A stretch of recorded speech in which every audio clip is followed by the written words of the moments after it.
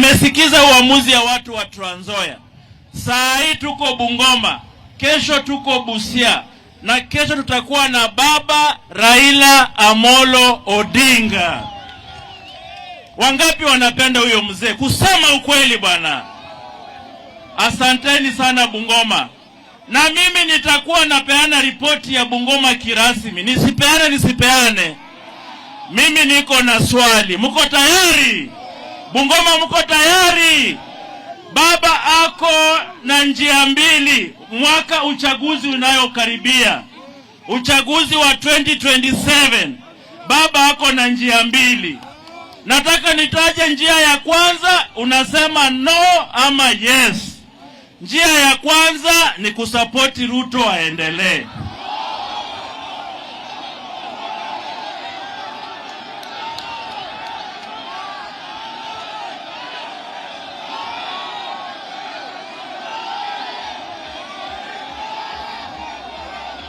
Bungoma oye! Bungoma oye!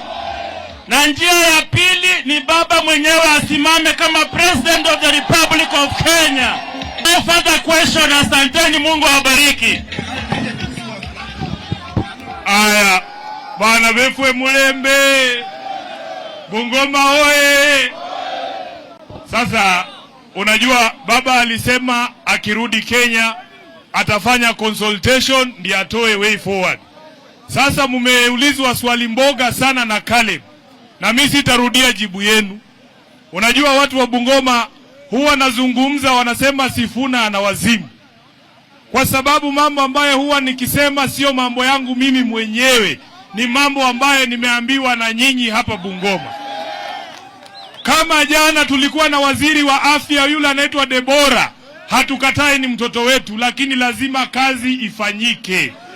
Kama umekuwa mgonjwa ukaenda hospitali na SHA ikalipa kila kitu, inua mkono.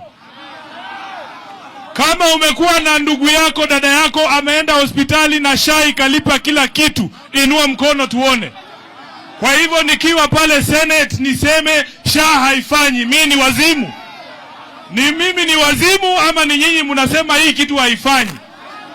Haya, mimi najua tulikuwa mirengo tofauti wakati wa uchaguzi. Kuna wale walikuja wakawaambia watainua maisha ya bodaboda na watu wa salon na mambo ingine. Kama ulikuwa mtu wa bodaboda na leo hii umenunua taksi, inua mkono tukuone hapa Bungoma. Kama umeandikwa kazi na tangu 2022 umeongezwa mshahara, inua mkono tukuone. Kama kuna wale wanafurahia kulipa ushuru zaidi, inua mkono tukuone. Sasa nikisimama Nairobi kwenye bunge la Senate pahali wananchi walinituma niseme kwamba Kenya yetu mambo inaenda vibaya, nasema ukweli ama nasema uongo? Nasema ukweli ama uongo? Watu wa Bungoma, nitarudia swali ambayo Caleb ameuliza. Mnataka tuendelee kuishi jinsi ambavyo tunaendelea? Mnataka mabadiliko ama mnataka tuendelee na njia hiyo? Wale wanasema lazima kitu kifanyike tofauti 2027, tuinue mikono tuone. Mimi nataka niwahakikishie, kwa sababu mnanijua, nimezaliwa hapa kwetu, mumenilea, nikianza siasa zangu mnanijua. Nataka niwahakikishie sitabadilika. Kama jambo ni mbaya tuseme ni mbaya, kama ni mzuri tuseme ni mzuri, lakini huwezi kunilazimisha nione uzuri wakati ambapo wananchi wanalalamika kila siku. Haitawezekana. Hata kama tutakufa kwa kusimama ukweli, lazima tuseme 2027 Ruto must. Kwa hayo mengi, nataka niwahakikishie nitafikisha ujumbe wa Bungoma kwa Baba Raila Amolo Odinga. Tunaenda kuwa na yeye leo jioni, na kesho tutakuwa pale Busia. Tutawaambia kauli ya Bungoma ni kwamba Kenya yetu lazima ibadilike.